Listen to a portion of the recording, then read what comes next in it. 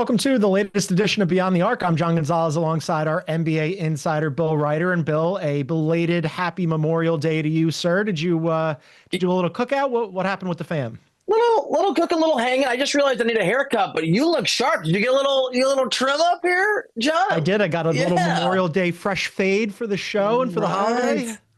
Looking good. Yeah, did some grilling, did some drinking, watched some hoops. Life was good. Fantastic. That sounds excellent. I also watched some hoops. Like, what are the odds that the two of us would spend Memorial Day watching hoops? Shocking. Who could have predicted? All right. Later in the show, we're going to talk hoops. Another classic from the Knicks and the Pacers. We'll look back at Game 3 of the Eastern Conference Finals, and we'll preview tonight's pivotal Game 4 in Indiana. Plus, the All-NBA selections are out. We'll talk about those and the snubs. But first, Bill, finally got a good game in the Western Conference. Oklahoma City Wolves Game 4. Oklahoma City holds on to win that one by 2, 128-126. Oklahoma City is now up 3-1 in this, Bill. As you know, only 13 teams in NBA history have come back to win a series when down 3-1. But Bill, even though it sounds like the Wolves have not acquitted themselves well in the series, in the aggregate, through the first 4 games, Oklahoma City is only up 1 point. Now, there's been a lot of blowouts. Last night was the only good game. I wouldn't say that the Wolves have necessarily played well, but it has been closer than, I guess, the eye test would first indicate. I guess. I mean, yesterday's game was so bizarre because this was a Timberwolves team that shot better in every respect. I mean, other than turnovers, they dominated almost every aspect, and I guess offensive rebounds of the game. And I'm going to hit this as we get to it. Their stars did not play well. The Thunder looked like the better team to me on the eye test, although the gulf between the Thunder and what we thought maybe the Timberwolves, the fight they put up, the gulf between the Thunder and I think what we expect whoever faces them, if that's what happens in the finals, for me it's narrower than maybe I anticipated, John, because unfortunately for Minnesota, you don't play based on total points. You just got to win the games as they're played. And, if you get one blowout and you love the others, you're notwithstanding, it doesn't really matter. But I do think susceptible is the wrong word. The Thunder are clearly the best team left. They're obviously the best team in the series. They just, to me, they don't look unbeatable as much as, from my eye, Minnesota has done themselves some self-inflicted wounds over the course of the series and not taken advantage of what might have been the opportunity for this series to be 2-2. Yeah, you're right. This is not soccer. It's not a 2-leg tie where we're doing the score on aggregate. But I think what you were talking about there about the top level talent for Oklahoma City just looking better, that was the difference for sure. I think it's been the difference in this series, but for sure in Game 4 where SGA and Jalen Williams both had career playoff highs. Jalen Williams. SGA had almost a 40-point triple-double and also hit some crucial free throws late in the game. And then Jalen Williams went for a playoff career high 34 points, had some big steals late. He looked excellent. And then conversely, Bill, Ant and Julius Randle were nowhere to be found. Now, part of this, if we're going to, I know that sometimes I'm not as critical as maybe I should be. I think Oklahoma City's defense deserves a lot of credit on how they defended Ant last night. They were blitzing him. They were sending multiple defenders in waves through the first quarter and a half. 5 different guys had defended him, especially in the pick and roll. They were trapping him and they weren't letting him. They were taking the ball out of his hands really and making it very difficult for him to find any operating room. He didn't have a field goal, Bill, until under a minute left in the first quarter. He didn't hit a 3 until the fourth quarter, and Julius Randle was completely taken off the board. So part of it is Oklahoma City's defense was incredible, and part of it is when you're stars, you're going to get blamed for not playing well, not putting up big numbers, and that's what happened last night with those two guys. Yeah, I mean, you said it. Look, I like that you dip your toe in the pool of not being nice, John. I'm just going to dive in head first, right? I'm just going to dive. The water's warm. Come on in. Everything you said about the Thunder is 100% accurate. They are remarkable defensively. There is a reason that Minnesota turned the ball over 21 times yesterday, and Ant turned the ball over, I think it was 5 of those times, because the Thunder are exceptional at forcing turnovers. It doesn't matter if you're Anthony Edwards. Not for me, and it doesn't matter in the NBA, because guess what? Breaking news, you don't have to be a genius. You don't have to be the Plato, the Socrates of coaching to know if you can make the best player in the other team ineffective, you have a really good chance of winning.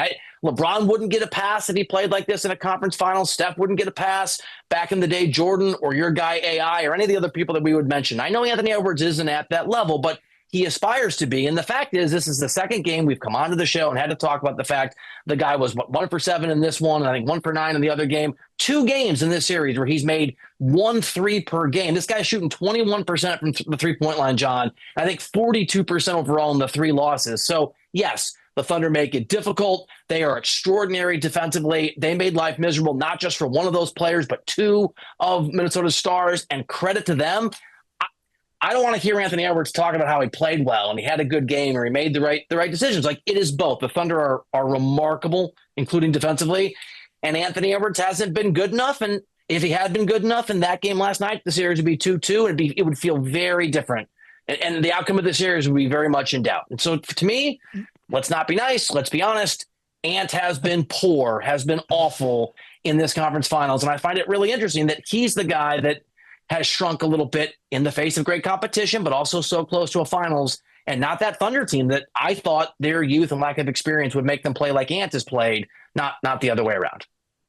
Yeah, I mean, you're right. It's both things at the same time, right? That youthful, inexperienced, previously Oklahoma City team has really stepped forward. And Ant has not been good outside of game 3, which they won. I mean, game 2, he was marginally better than he was in game 1. At least he was being aggressive, hunting his shots. But then in game 4, he was really super ineffective. And Bill, for your superstar, and also Julius Randle, by the way, Julius Randle, who you and I went from hating on Julius Randle to being totally in on Julius Randle. And just as we started giving Julius Randle his credit and talking about how well he's played in the second half of the season and changing his game and being good in the postseason, Bill, this is how he repays us, by just completely falling apart these last 2 games. But I thought it was really a shame for the Wolves, because these 2 guys, who they obviously count on as their 2 best players, just disappeared at a time when, Bill, the rest of the Wolves had a good game last night. Yes, the turnovers were bad. Both teams were bad in terms of turnovers, especially the Wolves. And that probably works out to Oklahoma City's benefit, because the Wolves have less margin for error. But the rest of the team, even with Ant and Julius combining to go 1 for 10 from deep, they still shot 44% from 3, Bill. They still shot 51% from the floor. You got a combined 43 points from Dante DiVincenzo, combined 44 points from Dante DiVincenzo and Nickeil Alexander-Walker, on a night where Jaden McDaniels is playing really well at both ends of the floor. You just completely wasted the effort of the supporting cast. Previously, you and I had talked about, okay, well, Ant and Julius Randle need some help from the supporting cast. Well, they got it big time last night, and those 2 guys were nowhere to be found. Like, that is just such a disappointing effort from those guys. To illustrate what a squandered performance this was by the non-stars on the Timberwolves, entering that game all time, teams that had fewer assists, fewer rebounds, fewer free throw attempts, a lower field goal percentage, a lower 3-point percentage, and a lower free throw percentage in a playoff game against their opponent were 0 and 190.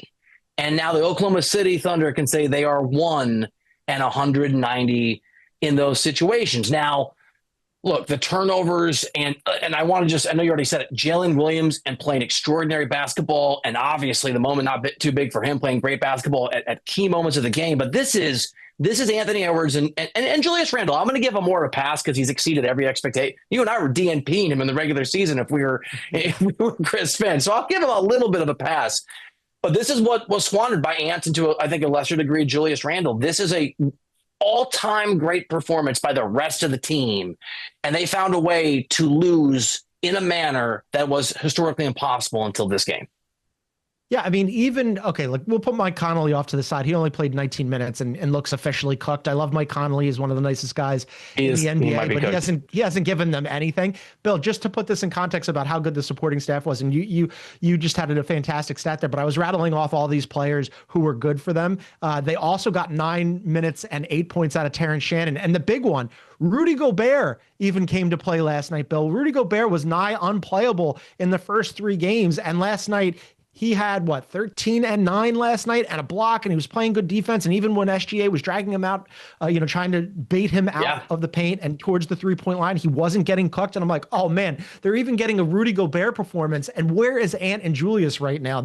If and when they lose the series, which it looks highly likely they will, they're going to kick themselves about this game.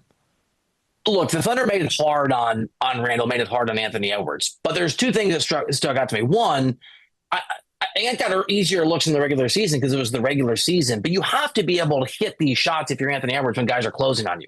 I mean, it's not as if, and two, like there was some separation at times in these 7 3-point shots that Ant took, and they made one. This in the 3 losses for the Timberwolves, in the 3 losses in the series, Anthony Edwards has made a total of 5 threes. I mean, this is not a one game problem. It's a multiple, other than the one game that they won in game 3, he's been awful shooting the ball. We've talked about this on and off throughout the playoffs. They've kind of gotten around it.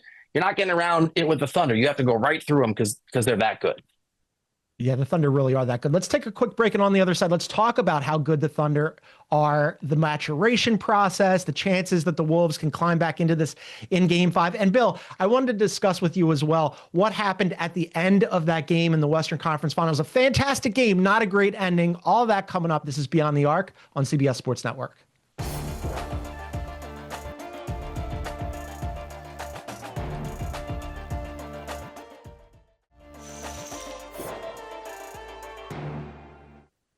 All right, welcome back to Beyond the Arc, discussing the Western Conference Finals.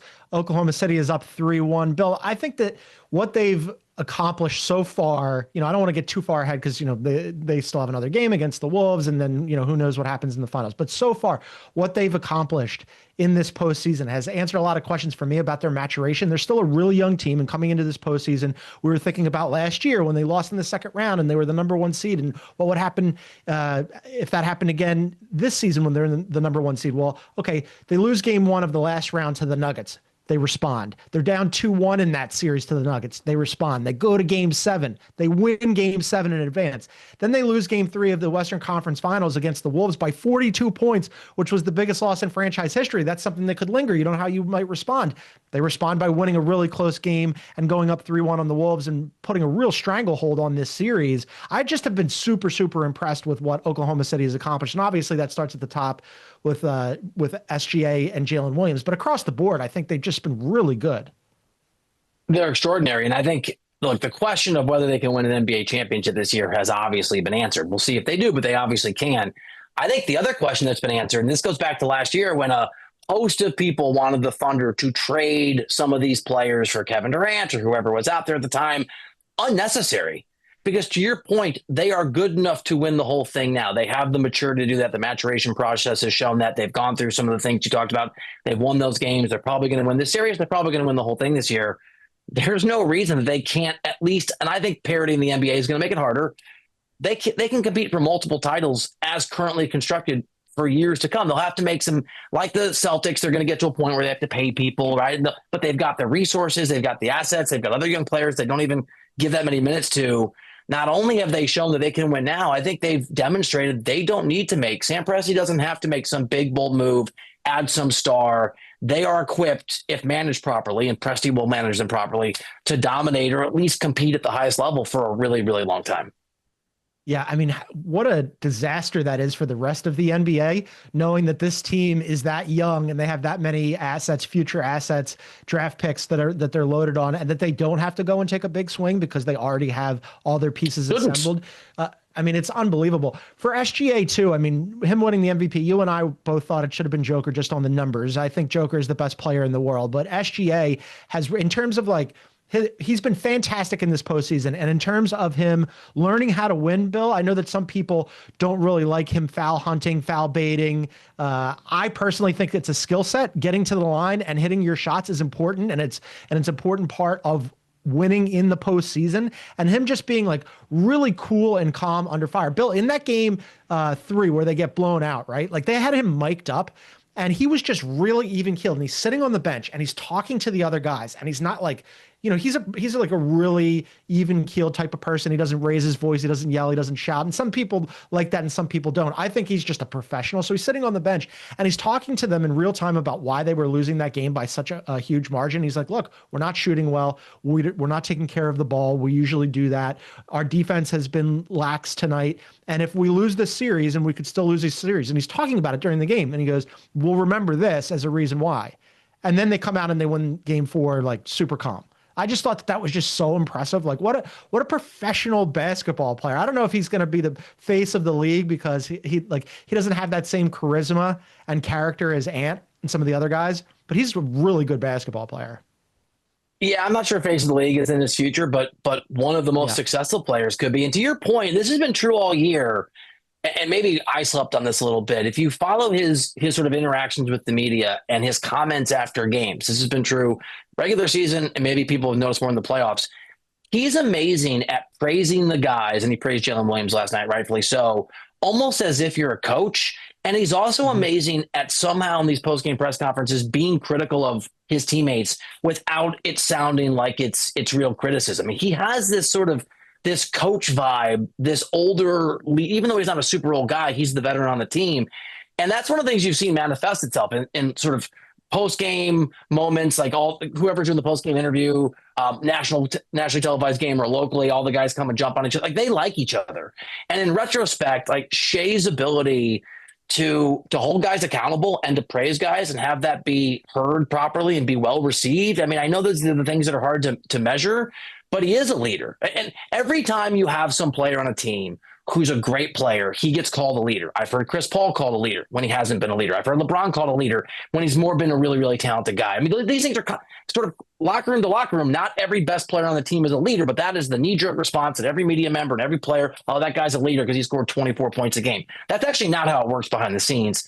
In Shea's case, he's an actual leader in a way that I find, to your point, really rare and really refreshing. And I think there's a lot that goes into the secret sauce in Oklahoma City, but his off-court abilities, I think, is one of those ingredients. A leader, like he just feels like older than his actual age, right? Like an old soul. Yeah. Do you watch, have you seen Shoresy at all on Hulu? Have you seen the show? I don't even know what Shoresy is, and I feel pretty well read. It's very funny. It's about this like minor league hockey team in Canada. They're short episodes. It's very funny. The whole point here is they have a running joke in there about a veteran presence, you know, like that old cliche, and they just turn it into a running joke. And I just think about him being a veteran presence. He's very good about that. What about conversely? I mean, I know that, like, you know, when you're a big star in this league, you get a lot of the credit when you win, whether it's right or wrong, you just get a lot of the credit. I think in this case with SGA, it's absolutely apt and correct for us to heap praise on him. Conversely, on the other side, if Ant doesn't get out of the Western Conference Finals for the second straight year and doesn't play well in this series except for one game, he's going to get a lot of the blame. Again, Oklahoma City's defense has been incredible, but what do you think will happen in terms of how we perceive Ant if it goes the way that it looks like it's going to go? The blame he should get, right? And if that means criticism he should get, fine. I don't think it's necessarily a bad thing because he is also a very young guy. There's two ways to read this, and only I think time and history is going to tell us the right reading, John. One is that he squandered some opportunities. I think the more likely outcome is he was so good and is so good that he got his team to some conference finals, and then certainly in this conference finals did not play at the level that he needs to. And that's a learning experience. And if he's able to sort of take in the offseason whatever sort of retrospective reality he needs to go, oh, okay, I need to be better. I think it's building blocks for greatness. I will say this. I got to be a little careful playing armchair psychologist with post-game comments when guys are talking to the media and you don't know how candid they're being. I don't love Anthony Edwards saying he didn't play that badly or it wasn't his fault or he made the right basketball decisions when for the second time in this series he's taken 13 shots. And I'll say what I said. I already said this earlier. I'll say it again. LeBron wouldn't get a pass. And you could name a whole bunch of former champions who wouldn't get a pass and whose teams wouldn't win if they go, well, they played such good defense on me. I just took 11 shots and gave the ball to Chris Bosh. Yes, he's going to get criticism. I think the more important question, and we won't know this right now, is how does Anthony Edwards respond to it? Because if in his own sort of private reflections decides, I wasn't good enough, I got to work on A, B, and C, man, that Thunder defense was ridiculous. I've got to figure out a way to go up another level or two when facing that kind of competition. And he sort of takes it on himself. He doesn't have to say it to you, me, or post game, but if he does, I think these are the building blocks for greatness. But if he doesn't, right, then I think that whatever criticism we have will be fair in 2 or 3 years. It just depends how he responds to it. On the one hand, he made second team All NBA and he took a 6th seed to the Western Conference Finals for the second straight year, and they're probably going to lose to the 1 seed, which is just like the better team. On the other hand, yeah, you're Anthony Edwards. I mean, you would hope that he would level up, and he's probably going to hope the same thing, right? Play better. You know, in terms of like the Wolves, in terms of the Wolves roster, they've got some decisions to make this offseason. Tim Connolly is going to have to work his magic. Real quick, Bill, I wanted to talk with you about just what happened at the end of the game last night because the game was fantastic. Finally, we got a good game in the Western Conference Finals. Finals. The East has been amazing, but then at the end, it ground into this like free throw fest, and it was the correct strategy for both sides. When you're up 3, you want to foul. But what happened was with SGA got fouled with 14.1 seconds left, and from there, in the final 8 seconds there were 10 free throws. No, in the final 14 seconds, there were 10 free throws. So it just was like them going back and forth on fouling each other so that you couldn't get a 3 up for the Wolves. And it's just such a bummer because the NBA has legislated out clear path fouls, which takes away like maybe some highlight dunks. They need to figure out a way. I don't know how they'd enforce the rule, but they need to figure out a way to legislate this out of the game, because don't you want to see Minnesota take a game-winning shot or a game-tying shot? Instead, we're just like going back and forth. You shoot free throws, I shoot free throws. Now we're out of time. The ending was terrible. I wanted to come on here. I wanted to just in my heart, my basketball heart, pretend that last night the end was drama and it's riveting and make your free throws and back and forth. And it was awful. And I think some of it too is it's easy to juxtapose with how the Knicks Pacers games keep ending, right? Like those games are all buzzer beaters and close games and comebacks and trying to sort of fend off the comeback. I'm with you. I don't know what the solution is. It was a really tough watch. And as you said, it was a really good. Also, I'd like to see Anthony Edwards have the ball in his hands, because it doesn't matter if he takes 14 shots, if he hits the last one, right? There are these sort of redemption opportunities that are just like incredible drama.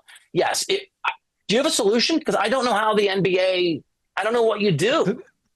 The solution is maybe under a minute, you can't intentionally foul when you're up 3, or that you get 3 free throws for it instead of 2, because that's like you're fouling because you don't want them to take take a 3. So you're only giving them 2. So maybe you get 3 under a minute, something like that. Or that's one. And then other people have suggested the Elam ending, but the problem with the Elam ending, where you shut off the clock and you add, say, 8 points to the leading score and you play to like a target score, is that you eliminate the buzzer beaters. So like the buzzer beaters that we want back in the game, those go away completely. Don't do that.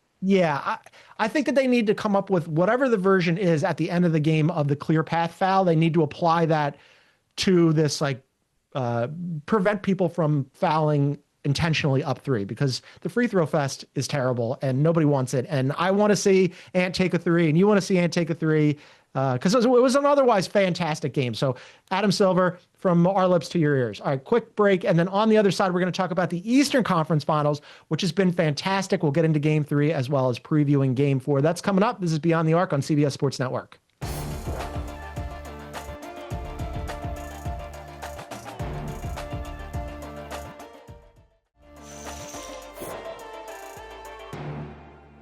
All right, welcome back to Beyond the Arc. A reminder, you can also find us wherever you get your favorite podcasts. Please download, subscribe, and leave a review. All right, Pacers, Knicks, Bill, Game 3 over the holiday weekend was on Sunday, I believe. Who can remember? The Knicks ended up winning that game 106-100. They were down 20, Bill. They were down 10 going into the third quarter. They ended up winning that game. It was their third 20-point comeback of this postseason. The Pacers are up 2-1 in the series, but missed opportunity for the Pacers to really put their boot on the Knicks' neck there. And then for the Knicks, man, what a comeback for them, especially, Bill, in a fourth quarter where Jalen Brunson was in foul trouble, didn't check back into the game until, I think it was about a minute and a half left in the fourth quarter. And Karl Anthony Towns' first 3 quarters were atrocious. And then here comes Karl Anthony Towns in the fourth quarter with arguably his best ever playoff game, where he goes for 20 points and 8 rebounds in the fourth quarter to get them back into it. I mean, he saved their season, Bill.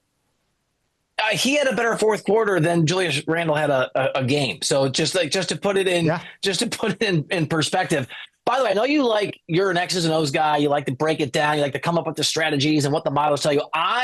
I'm putting my toe in the John Gonzalez pool here. You ready? I've come up with the strategy for the Eastern Conference. All you have to do is go down 16 to 20 points early, right? You need a big deficit, preferably, sort of peaking in the second quarter maybe, and then you got them right where you want them. And the thing that's weird about it, John, is that you could just kind of feel it, right? The lead got to 13, and then it got to 9, and it was just still like a reasonable lead heading into the fourth quarter. And it just felt like the Knicks were going to do it, because there's been this avalanche of momentum changes for both of these teams and both these teams in this series. That's my new strategy, right? Rick Carlisle, Thibodeau, it's a race to the bottom. You do what Halliburton did last week, where he just handed the the ball over to, you just hand the ball to them until you're down, I don't know, 17, and then you start balling, and you got it. Lights a little fire under them. I like this. It's an aggressive strategy. We'll see if it works out for them. But really, truly, they didn't snap out of it until it looked like their backs were against the walls and they were going to be 1-2-3 Cancooning this thing. But what an incredible performance by Cat in the fourth quarter. And then, there's so many things that I wanted to get into in this game. So Tibbs, I think you and I had discussed, should Tibbs end up changing the starting lineup? That starting unit going into this last game, Bill, of Brunson, Cat, Hart, OG, and Bridges, the lineup that they had played all season long in the playoffs had been horrendous. Through 308 minutes in the playoffs, Bill, they were a minus 50. It was by far the worst five-man unit in the playoffs, and people had asked Tibbs, hey, you're going to switch it up a little bit. And I thought, just on the numbers, that if you were going to unplug somebody, it looked like it probably should have been Cat, but instead he takes Mitchell Robinson, puts him in the starting lineup, goes double bigs, and moves Hart to the bench. Hart, of course, was a guy who started on the bench last season, was pressed into starting duty towards the end of the season along with Dante DiVincenzo, and then really embraced that starting role. So he goes back to the bench. I wasn't sure how that double big lineup would go. It wasn't very good to start the game, Bill, but late in the game, obviously, Carl, they went back to their traditional lineup. Well, what did you make of Tibbs pulling that lever and just deciding okay, we're going to change it up? I mean, to see Tibbs change anything is a little shocking. So I had to sit down and catch my breath, and then I was able to think about it. I mean, the thing about the way that he used Robinson is that it allows him to be in early in the first quarter, if I'm right, and early in the third quarter, and so you don't have to worry about him being fouled and free throw shooting and being in sort of that situation late, especially late in the game. Look, when you're not playing well, when you've blown leads, I understand why you would make that change. And you're right, that five-man starting lineup has been the worst in the playoffs so far. It's bizarre like that. And it's bizarre because it's got a big sample size, because that coach of the New York Knicks likes to run those five guys over and over and over again.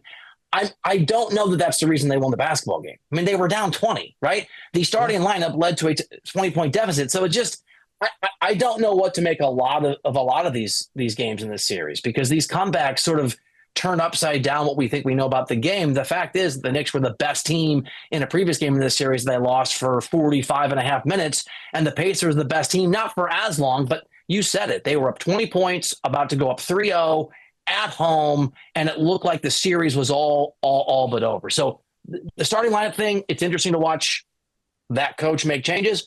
I don't personally think it was that significant, because they went down 20, and the comeback was about a lot of other things, including Karl-Anthony Towns scoring 20 in the fourth quarter. If it never happens again, I wouldn't be surprised. I mean, that's one of the best performances of his career in the playoffs. That's as good a performance in a non-finals, non-closeout game as you can see from anybody. I mean, that's 20 points in the fourth quarter to help sort of finish off a 20-point comeback is ridiculous. So everything had to go well for the Knicks for it to work, and I'm not sure how much of that had to do with Mitchell Robinson starting. Yeah, no, it was more of a curiosity that Tibbs, of all people, would change up his lineup. And he ended up playing 9 guys as well. I mean, in addition to Hart McBride, who obviously would get minutes, he also got minutes out of DeLon Wright, dusted him off, and Landry Shamet. Just really shocking. Kenny Smith had the line of the night afterwards on the TNT postgame show where he said Tibbs wouldn't play 9 guys in a baseball game, which I thought was hilarious. But they ran out 9 different 5-man combinations in Game 3, the Knicks did, Bill. And they only won only two of those lineups out of 9 won their minutes. One was the new starting 5, which didn't play that many minutes, and one randomly was the Shamet lineup. So it's not like those lineups. Your point about a lot of things had to break right up to and including and especially Karl-Anthony Towns playing right is exactly right. That's what happened. Karl-Anthony Towns played really well. And then the other thing that happened was the Pacers in the fourth quarter, their offense absolutely disappeared, Bill. You've got Halliburton, we haven't even gotten to that yet. Halliburton has been excellent in the postseason, and Siakam was coming off a playoff career high in points. And both of those guys were nowhere to be found late in the game when they needed a bucket. It was kind of like they were just sitting around going, all right, well, who's going to take the ball? I have a theory on this. All right, tell me. I have a theory on this. So people talk about how brutally difficult it is sometimes to close out series, especially as you get to the finals or even the conference finals. And for the Pacers making the finals, I know they want the whole thing, but that's a crazy successful season based on most realistic standards. And I know that going up 3-0 does not, in fact, win you a best-of-7 series, but they started to play like a team that was trying to close something out, John. I mean, if they win that game, right? If they win that game, the series is over and they're in the NBA Finals, even though there's more basketball to be played. The Knicks aren't coming back from 3-0 down. And I know that the New York was sort of mounting that comeback over the course of the second and third quarter, heading into the fourth quarter. I thought when the offense stagnated in particular, and this was already a Pacers team that wasn't shooting well, I thought it was that closeout syndrome that guys talk about. They were Indianapolis in their own mind, I think, and it felt like on the verge of basically making the NBA Finals, and they just kind of they let it get to them. And I think they'll probably dust it off, and they'll probably play well in Game 4. But to me, John, a lot of that, how guys didn't want the ball, and the ball stopped moving, and it was a lot of ISO all of a sudden. This is a team that moves the ball a lot. Halliburton's the catalyst, but all the guys that are usually on the floor can hit threes and are not trigger shy. They will take the shot. Nobody wanted the responsibility. I think it's because they felt like, wow, even though it's just the third game, we're on the verge of basically winning this thing. And I think that just for the moment became a little too much for them.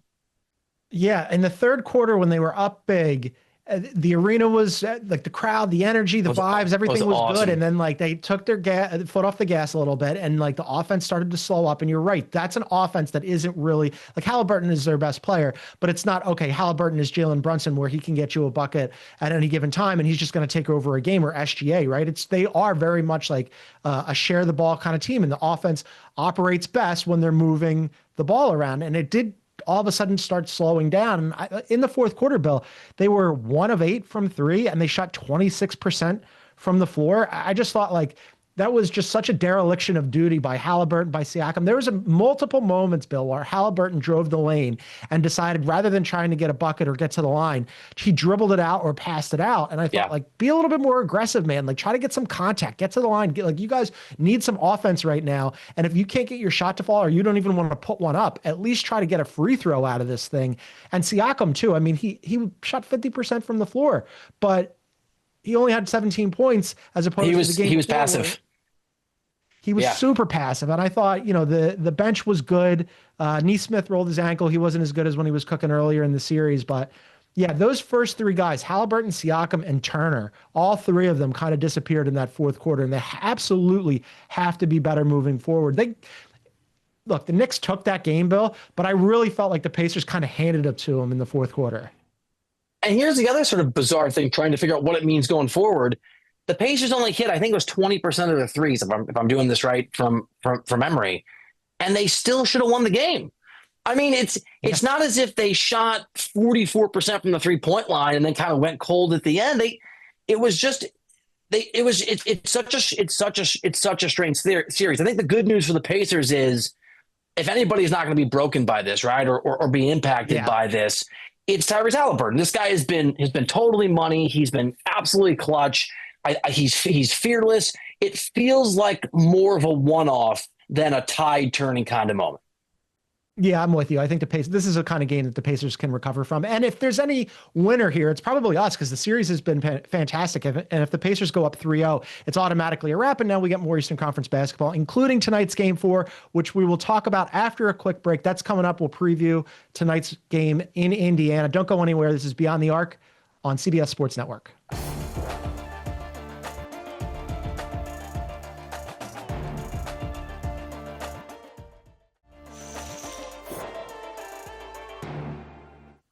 All right, welcome back to Beyond the Arc. You can also find us on YouTube at Beyond the Arc CBS. Please hit the like button, leave a comment, subscribe, click on the bell symbol. You'll get notified when we go live. We'll be live tonight following game, 4 of the Pacers and Knicks. Game 5. Join us over game 4. Tonight, right? You're right. I don't know what's happening. So game 4 tonight, Bill, the Pacers are favored. They're -2 for tonight's game. As I mentioned, through the first 3 games, the 2 teams are separated by just 2 points. It's Pacers +2 through the first 3 games. The opening odds, the Knicks were the favorite in the series. Now the Pacers have flipped. They're now the favorites in the series. How do you feel about game 4 tonight? I mean, I feel pretty good if I'm the Pacers, but this is the stupid must win. It's obviously not a must win because there's a lot of basketball left to be played, but it's hard to believe that the Pacers are going to shoot so poorly from deep and equally that the Knicks are going to storm a 20-point comeback if that sort of happens. But I don't know, man. Because it's what I'm really curious about is how do the Pacers didn't just let a game go unlike the Knicks, they didn't just let a game go. They let an entire series that gets them to the finals go. They don't squander that lead. They're in the NBA Finals. It's 3-0, and we're just talking about when it gets done. I think the Pacers are going to respond just fine to that. But if they're down 5 points in the fourth quarter and they start thinking about the fact that, wow, we could go back to New York 2-2 and we could have given this away, I mean, that's a real thing. I'm really curious how the Pacers respond. You made this point. I think they're great. I love Halliburton, but they don't have one guy who you just go, maybe Siakam, but not. You just go, we are in trouble. The offense is stagnated. Everybody's nervous. You go get us buckets. And the Knicks have a couple of those guys. Yeah, it's also curious, Bill, is that like we haven't had a home team win yet in this series. I have no idea what to make of this. Oh, yeah, you're right. So evenly That's matched, right? I think like if you're the Pacers, obviously you don't want to go back to MSG for Game 5, having lost the last two on your home floor. Like you took a big time advantage by winning the first two games on the road in New York, where teams historically that win the first two games on the road all time in the playoffs are 40-5. That's a huge advantage. You don't want to just give that back and give it away. You want to go up 3-1. You want to have history behind you. Yeah, it's such a critical game for both teams though. And similarly for the Knicks, like if you don't win tonight, it's not it's the must win thing. But if you go down 3-1, you go back to New York. I'm with you. Historically, only 13 teams have overcome that. What do you think Tibbs will do tonight? I'm fascinated by that lineup decision. Do you think that he goes back to? You're so into it. I don't care as much as you do, because I know I care much more about who closes these things. And by the way, I mean the Knicks also won. I think won the end of every one of those quarters once they got down. Right, did a great job of for me. It's how you finish these quarters, not how you start them. It's who finishes these moments, especially the fourth quarter, not who starts them. About that then, okay, so I think that's interesting too, right? Because he, despite the fact that he changed the starting lineup, he went back to his original lineup to close, right? So it's not like he really changed what he was doing. And that original lineup that we mentioned, that 5-man unit, has been horrendous this postseason. Now, they won the game. It worked out for them. But Jalen Brunson, who was in foul trouble, he missed a big chunk of the fourth quarter because that's something else we should really discuss, Bill, is Jalen Brunson has been in foul trouble multiple times during this postseason. And the reason for that is he has been flat out bad defensively. They are hunting him. They're hunting Cat. And Jalen Brunson has been super handsy. He's getting himself in trouble. He ends up trailing the play a lot of the times, and that redounds to foul trouble. And so he missed a big chunk of the fourth quarter as a result of that. But, and they played well without him. Brunson. Yeah, they did.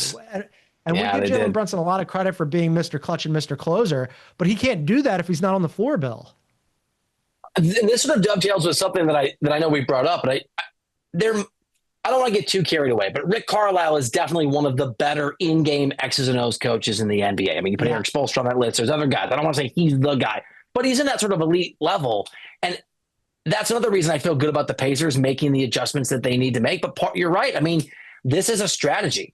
Jalen Brunson is not good defensively. They are hunting him. They're getting at him, and it has the added benefit of getting him in foul trouble. And I think you can expect a lot more of that. And the thing about Brunson is he's not great defensively, but he is a competitor, and he just seems unwilling sometimes when he's in foul trouble to just let the guy have the bucket or let the guy go pat. There are moments in sort of key situations where he is still trying to play defense, and I respect the effort, but A, he's not good at it, and B, there's foul 4 or there's foul 5. And so You're absolutely right. That's a really interesting part of this is not only do they keep getting him in foul trouble, the Knicks have played well when Brunson has had to sit late in games to the point there was talk about whether he sat too much from Tibbs. It's crazy. It's interesting. What a series. We won't even call it like a must win. We'll call it a critical game for both sides. The Pacers are favored by 2 points tonight, Bill. And I should mention John Halliburton, the father of Tyrese Halliburton, was banished from all Pacers games because he got into it with Giannis in the first round. He is not going to travel on the road, Bill, but he will be in attendance tonight in Game 4 in a suite. In a suite. They're up high. They're keeping him away from far from the players. Which way are you going tonight? I'm going to go Pacers with a degree of confidence of 3% out of 100. Yeah, I'm with you. I'm not very confident in it, but I will take the Pacers. Win one for John Halliburton, huh? The guy's back. Let's do it. All right, let's take a quick break. And on the other side, the all NBA teams were announced. We'll take a look at the ballot, the snubs, and how it lined up with Bill's ballot. That's coming up. This is Beyond the Arc on CBS Sports Network.